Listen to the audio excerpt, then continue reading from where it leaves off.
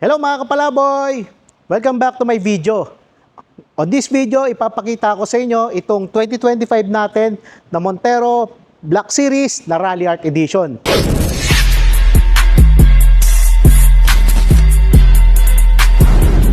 Guys, bago natin simulan yung video na to, please don't forget to like, share, and follow na rin kayo sa aking mga account. Guys, alam mo ba, as low as 0 down payment, ma-avail mo na itong 2025 natin na Montero variants.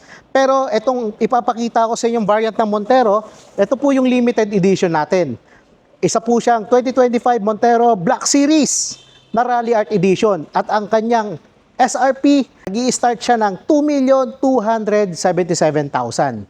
Alam mo ba, yung down payment nito, 175,000 lang at magbibigay ako ng madaming freebies para sa unit na to. Ano-ano ba ang makukuha mo sa 175,000 na down payment dito sa 2025 na Montero Black Series Rally Art Edition? Papakita ko lang sa inyo yung harapan. Guys, sa harapan niya, yung inserts po ng kanyang radiator grill, kulay black po siya. And meron siyang illuminating light dito. At sa baba naman niya, yung sa front bumper under garnish niya, kulay black din. Ayan. With red accent dito, kabilaan. Saka meron siyang naka-emboss dito na sticker ng Rally Art po. Exclusive lang yan dito sa Mitsubishi. Ma-avail mo lang yan sa Mitsubishi at genuine parts po yan ng ating Mitsubishi products po. Then, ang isusunod natin sa gilid, meron siyang fender garnish po. Ito po siya. Naka-gloss black finish na po yan. And yung kanyang gulong naman, 18-inch na black alloy rims. Tapos, dito po sa kanyang body, equipped na rin siya ng Rally Art decals. And nakalagay rin dito sa baba yung kanyang Rally Art na logo. Guys, ito exclusive lang yung decals na to sa Rally Art Edition natin. At sa likod naman niya, bandang baba, meron po siyang mud flaps na kulay red, nakalagay din na Rally Art po. At sa likod naman niya, yung rear under bumper garnish natin, meron siyang kulay black at kulay red yung kanyang accent. Ayan, yan po yung ma-avail natin guys kapag in-avail mo itong Rally Art Edition natin. Saka meron tayong makukuha dito ng mga Rally Art umbrella, saka Rally Art na cup po. Yun. Guys, ngayon, isusunod natin yung loob ng ating 2025 Montero Black Series na Rally Art Edition. Papakita ko lang dito. Guys, sa loob niya, meron po siyang dito, mating na naka-Rally Art na rin yan. Ngayon guys, nakita niyo na yung nadagdag sa ating Rally Art Edition. Ngayon, iikutan natin ulit yung unit. Pero umpisa natin dito sa harapan, ang pinagkaiba ng Rally Art Edition natin sa Black Series na Montero, ano lang naman yung mga aesthetics saka yung nadagdag na mga freebies. Pero, i-review lang natin ulit yung Black Series or Rally Art Edition natin. Equip po yan ng LED projector headlamps with DRL dito. Tapos naka-LED na rin yung kanyang fog lamps at meron siyang active cornering light din na LED. Tapos halogen bulb po yung kanyang turn signal lamps. Tapos guys, sa safety features sa harapan, equip yan ng 4 na sensor para ho sa mga pedestrian, para mag-alarm siya kung sakaling may tatawid or may malapit tayo na obstacle na tatamaan. And meron din siyang front collision mitigation system just in case na huminto yung sasakyan na nasa harapan natin or may obstacle na nasa harapan natin, hindi po siya agad-agad aandar. At meron din siyang adaptive cruise control na wala po sa mga lower variant ng ating Montero. Equipped na rin siya ng gloss black finish na side mirror cover at meron din siyang kulay black rin yung kanyang mga door handles. Sa bubong naman niya, kulay black po yung kanyang roof and kulay black din yung kanyang roof rack po. Roof rail, kulay black. Sorry guys, kulay black yung kanyang roof rail. At sa loob naman, ulitin lang natin, 3-spoke steering wheel. Then, nandito po yung controls para sa kanyang audio steering remote. At ito naman yung controls para sa kanyang multi-information display. Tapos guys, nandito yung paddle shifter, down gear, up gear. At ito naman guys, yung kanyang control para sa adaptive cruise control. Ayan. At ito naman yung sa hands-free button niya. Then guys, itong unit na to, equipped po siya ng push button engine start. Kaya isang pindot mo lang sa button na to, mag-i-start na yung makina niya. Pero para mapa-start natin, kailangan nakatapak tayo sa brake pedal. Tapos meron din siyang button dito or controls para naman sa kanyang side mirrors po. Yan. And then ito naman yung button para sa mga safety features niya gaya ng Mitsubishi Active Stability Traction Control. Normally naka-on yan. Meron din siyang parking sonar. Normally naka-on din. And then meron siyang front collision mitigation system dito na button. Isa-set natin near, mid, or far. Ayan. Tapos, eto, ang upuan ng ating Rally Art or ng Black Series, ano ho yan, motorized adjustable seats po.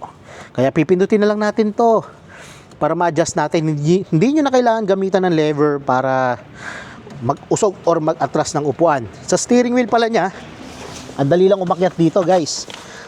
Ano ho siya? Tilt and telescopic. Ito yung lever. Pwede natin siya ibaba, taas. Tapos, hatakin palapit sa akin yung manibela or itulak palayo yung manibela. Yan. Ang ganda ng unit na to. Sa airbags naman niya, meron siyang dalawang airbag sa harapan.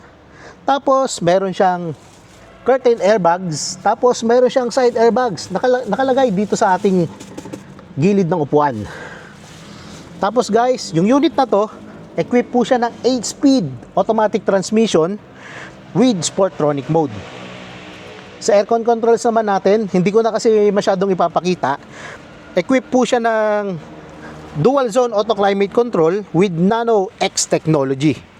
Guys, ang ganda ng unit na to kasi yung aircon niya, Calsonic na, yung aircon ng unit natin, yung compressor, na Calsonic Kansei. Guys, meaning, yung aircon natin, same siya sa Nissan. Kaya, sigurado, mas mabilis lumamig at matibay yung aircon natin. Saka siyempre, para humaba yung service life ng aircon natin, kailangan regular din natin palitan yung ating aircon filter. So, guys, kung meron kayong mga questions regarding sa pag-maintain ng unit natin, mas maganda sa akin kayo mag-avail para at least pagtutulungan natin humaba yung service life ng sasakyan nyo. And then guys, ito pa, yung unit natin, equipped po yan yung, yung head unit niya, equipped po siya ng 8-inch na LCD touchscreen monitor. Tapos, meron siyang TomTom navigation map, just in case na wala kayong signal sa pupuntahan nyo, pwede nyo gamitin yung TomTom navigation map para makarating kayo sa destination nyo. And then, kung meron naman kayong data cable, pwede nyo magamit yung SmartLink display audio niya. Mapa Android Auto or Apple CarPlay naman. Yan yung isa sa mga benefits kapag Montero Black Series or Montero yung unit na i-avail nyo. Tara guys, silipin naman natin yung likod or yung second row ng ating Montero Rally Art Edition. Yan, ang ganda na ito. Ganda ng pagkakagawa ng sticker or ng decals niya. Guys, sa second row, same sa ating Black Series, meron siyang 220 volts power outlet dyan. Tapos may dalawang USB slot for charging. Guys, ako ginagamit ko yung power outlet niyan na 220 volts para makapag-charge ako ng mobile devices ko. Saka guys, maganda kasi pag meron ka niyan, in case meron kang gustong ikabit ng mga gadgets or appliances na maximum na 150 watts, pwede mong isaksak dyan. Walang kahirap-hirap. Then, dito naman tayo sa likod. Mabilis lang tayo doon sa second row kasi napaka-common lang ng second row natin. Meron siyang 60-40 na foldable seat and fold and tumble seat. Tapos, meron siyang armrest console with cup holder, yung sa second row niya. Tapos, dito naman sa likod, napapansin nyo, equipped siya ng black na spoiler kapag kulay white yung unit nyo. And then, kung kulay black naman yung unit nyo, hindi kulay white yung spoiler niyan, kulay black din. Ayun, nagpapatawa lang. Anyway, eto guys, kulay black yung spoiler natin kapag white yung unit natin. And then, may kick sensing sensor din siya para maangat natin yung tailgate. Pero wala sa akin yung susi. Kaya gagawin na lang natin, pipindutin na lang natin yung button dito or yung knob dyan para mag-open siya. Ayan. Guys, sa third row, ito, 50-50 po yung, ano yan, yung split ng upuan yan. At syempre, napakalaki ng space, napakaluwag, kasi naka-flat yung kanyang third row seat. Unlike po sa other competitor natin, ano siya, sideways po or side by side po yung pagtiklop ng upuan. Kaya konti lang yung makakarga yung gamit. Unlike dito, maluwag, sobrang luwag. Kaya pwede isiksik yung mga gamit. And then, ito pa kinaganda, may mga additional storage dyan. Pwede nyo paglagyan ng mga tools at mga ibang gamit. Tapos, dito nakalocate naman sa gilid yung ating mga tools ng pamalit ng gulong. Ayan, yung jack. Tapos yung basic tools doon rin nakalagay. And then meron siya dito 12 volts power outlet sa gilid para kung gusto niyo magsaksak ng mga tire inflator or mga mga portable devices na kailangan ng 12 volts na power supply, diyan nyo lang po siya isasaksak. And then guys, ito last, pipindutin ko lang yung button na to para bumaba po yung kanyang tailgate. Tapos kung medyo maliit po yung gagamit nito, pwede niyo po i-set yung height or yung memory niya para po hanggang doon lang siya mag-open. Para in case po na, for example lang, bumili kami ni Christine ng sasakyan, pwede ko po i-set ng ganito para at least abot niya yung tailgate. Yan. Ngayon, iangat lang natin, tapos ibababa na. Yan. Napaka-convenient gamitin itong Montero Black Series na Rally Art Edition. Guys, wait. Meron pang additional feature yung mga Black Series natin. Pwede nyo siya i-connect via Bluetooth, yung ating Montero, para magamit nyo yung car finder niya pag open ng tailgate, at saka para malaman din natin yung car info ng sasakyan natin. Yun yung kinaganda kapag Black Series Edition yung in-avail nyo. Then mamaya pag-usapan naman natin regarding sa price ng ating 2025 Montero Black Series na Rally Art. Samahan nyo ako. Mga palaboy, pag-usapan naman natin yung pricing ng ating mga 2025 Montero. Umpisahan natin sa 2025 Montero GLX manual transmission. Ang SRP niya 1,568,000 at ang kanyang all-in low down payment offer, 0 down payment. Base po yan sa 20% computed down payment. At ang isusunod ko naman, itong 2025 Montero GLS 4x2 automatic transmission. Ang SRP niya, 1,899,000. At ang kanyang all-in low down payment offer, 99,000. At pwede nyo ma-avail yan kapag na-aprobahan pa kayo kay BDO, BPI, RCBC o di kaya kay Security Bank. 4 na banks lang po yung nagbibigay ng ganong offer. And then meron siyang free 1 month. Kaya after 60 days pa yung first monthly payment nyo. Kaya dito na kayo mag-avail sa akin or kay Christine. At syempre hindi mawawala yung mga exclusive freebies na pwede kong ibigay para sa unit na to. Yung ibibigay kong exclusive freebies para yan sa manual at automatic transmission natin. Magbibigay kasi ako ng exclusive freebies gaya ng GT spoiler, Black Series or 2-tone na mag swap upgrade. Tapos magbibigay din ako sa inyo ng deep dish matting, Bosch Europa horn, HD dashcam, rain visor. Meron din tayong door step seals, rear step seals, car care kit, muffler tip, umbrella at saka keychain. And guys, kapag may nag-avail kayo sa akin, meron pa akong exclusive freebie na ibibigay. I-reveal ko lang po yan ulit sa araw ng release. Kaya, sigurado, panalo ka kapag sa akin ka nag-avail. At ang isusunod ko naman, itong 2025 Montero Black Series 4x2 automatic transmission. SRP niya, 2,162,000. At ang all-in low down payment offer na pwede nyo ma-avail para sa unit na to ay 155,000. At kung 2025 Montero Black Series na Rally Art Edition naman, 2,277,000 po yung kanyang SRP at ang kanyang all-in low down payment offer, 175,000. Guys, exclusive lang ito kapag na-aprobahan tayo kay BDO, BPI, RCBC o di kaya kay Security Bank.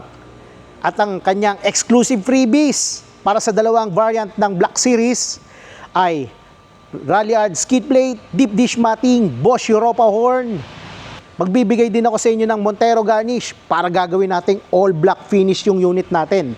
Tapos, meron pa tayong door step seals, rear step seals, Ultra HD dashcam.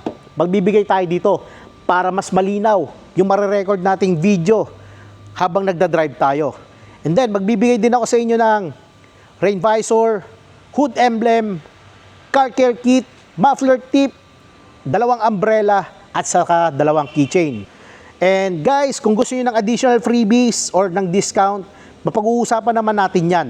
Mag-message lang po kayo sa number na naka-indicate dito sa screen or tawag lang po kayo sa akin.